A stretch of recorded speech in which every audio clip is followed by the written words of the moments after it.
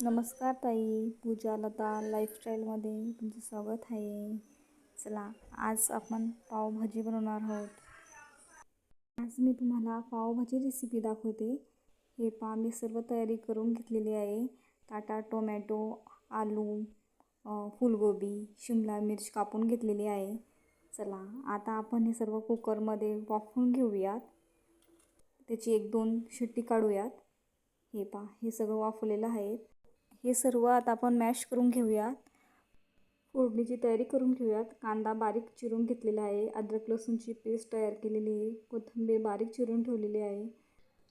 आता गॅसवर कढई ठेवली. 3 पळ्या तेल घातलेलं आहे.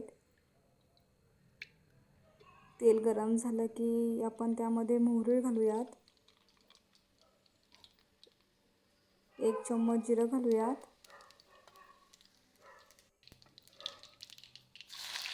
कांदा घालूयात बारीक चिरलेला.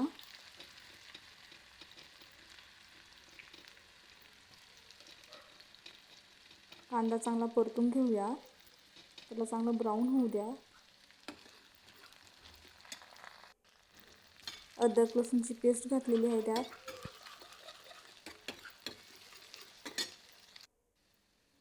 लाल तिखट घातलं 1 चम्मच.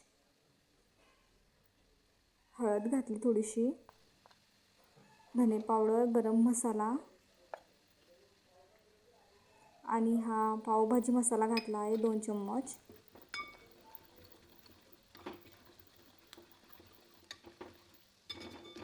आता हे मसाले चांगले होऊ द्यात.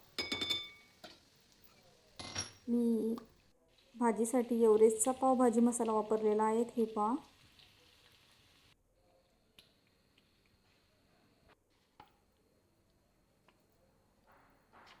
भाज्यामध्ये आता चवीनुसार मीठ घालूयात.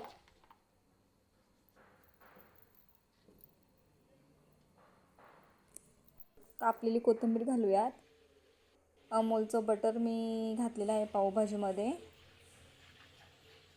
त्याच्याने भाजी टेस्टी लागते. हे पाव भाजून घेतलेले आहे. चला, आपली पावभाजी तयार आहेत.